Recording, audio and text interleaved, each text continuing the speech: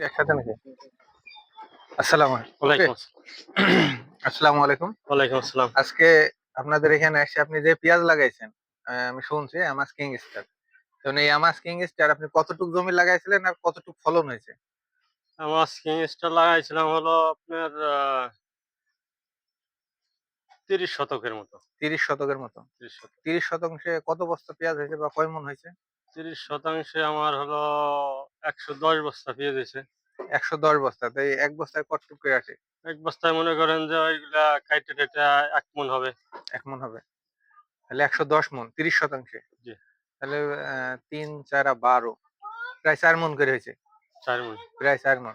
মানে মানে কাঠায় আপনার ৭-৮ মন করে হয়ে গেছে। ৭-৮ মন করলে তাহলে আরো কম হইতে হবে। হ্যাঁ? তাহলে ৮০-৯০ বস্তা হয়ে যাবে। এখন যদি ১৪০ বস্তা যদি ১১০ বস্তা তাহলে ১০০ মণই ধরলাম। তাহলে ৩ ৩০ ৯০ ৩ মনের একটু, হ্যাঁ, ৩ মনের একটু বেশি হয়েছে। আ তো এই যে পেঁয়াজ যে আপনি লাগাইছেন, লাগানো তো আসলে মানে অন্যান্য বছরে আপনি অনেক জাত লাগাইছেন আপনার এই বুদ্ধির বয়স থেকে। সেই তুলনায় আপনি কি মনে করতেছেন? অনেক ভালো ফলন পাইছি এবার। এর আগে কখনো আপনি এত ভালো ফলন পাইছেন? না, না, এই সাশ্রয় দামের ভিতর হুম, এই আমার কিং স্টার হলো সবচেয়ে সেরা। সবচেয়ে সেরা। আপনি সেরা। কত বছর পরে এত ভালো ফলন পেলেন? মানে আপনার এই চাষ করছেন তো অনেক চাষ বছর ধরে। করতেছি ২০ বছর হবে। ২০ বছরের ভিতরে কি এরকম ভালো ফলন? আমি প্রতি বছরই মানে এই এই দানা চেঞ্জ করি। কোনটা থেকে কোনটা ভালো। তা এবার এই আমার সিড ব্যবহার কইরা হুম, আমার সিডে আমি ভালো ফলন পাইছি। সামনের বারে আমার সিড ব্যবহার করার জন্যে। মানে আচ্ছা, এই হাতে এটা কি? হাতের আমার কিং স্টার। কিং স্টার না 10? এটা কি কিং না 10? এটা তো কিং এর সমস্যা নাই। যেটাই সেটাই বলেন। হাতের এটা হলো আমার 10 এমাস মাল্টি 10, ক্রস। এটা আমার মাল্টিক্রস। সিডের। আচ্ছা, এইটা হলো এমাস 10। তো এইটা কতটুক হইছে? এইটা, এইটা হলো অসম্ভব ফলন। কতটুক ফলন হইছে? এটা মনে করেন যে আমার এক দাগে লাগাইছিলাম হলো ১৪ কাঠা। ১৪ কাঠা। তাতে ৩৫% পঁয় আমার ১৫০ বস্তা হইছে। ৩৫% চুক্তি দিয়া। ১৫০ বস্তা। জি, এটা চুক্তি কি দিয়া ১৫০ মণ ১৫০ হবে? বস্তা হইছে। ধরেন কাইটে ছিঁড়া ১৫০ মন হয়তো একটু কম হইতে পারে। ১০ আ মন কম হইলো কি ৫ মন কম হইলো। এই। আপনারা তো হইছে এমনি মাইপে মাচায় রাখেন না। না, না, না। আপনারা হইছে ওই একটা বস্তার একটা আনুমানিক বস্তার হিসাব একটা করেন। আইডিয়া। আপনারা হ্যাঁ। যে কোন বস্তা ইউজ করেন? আমরা বড় ওই যে ইসের পোল্ট্রি ফিটের বস্তা আছে ওই যে এই পেটে তো ১ মণ হ্যাঁ, অনায়াসে আটে। গরুর খাবার কিনি এই যে ভুসি হুম, হুম। ওগুলোই তো কাইটে ছিঁড়ে মনে করেন যে ১.৫ মণ, ২ মণ আটে। প্রায় ওই ২ মণ হিসেবে আটে। দেখা যাক যায় ওই যে সময় কাটার পরে আমরা কাটার ধরলাম পর গড়ে ১ মণ করে। ১ মণ তাতেও করে। ধরেন ১৪০ মণই ধরলাম। হ্যাঁ, ১৪০ মণ হলে ৩৫% আ মানে হ্যাঁ ৩৫%। ৩৫% তাইলে সেইটাও মনে করেন ৩.৫ মণ প্লাস প্রায় ৪ মণের ৪ কাছাকাছি। মণের ৪ মণই হয়ে গেছে শতাংশে। শতাংশে ৪ মণ।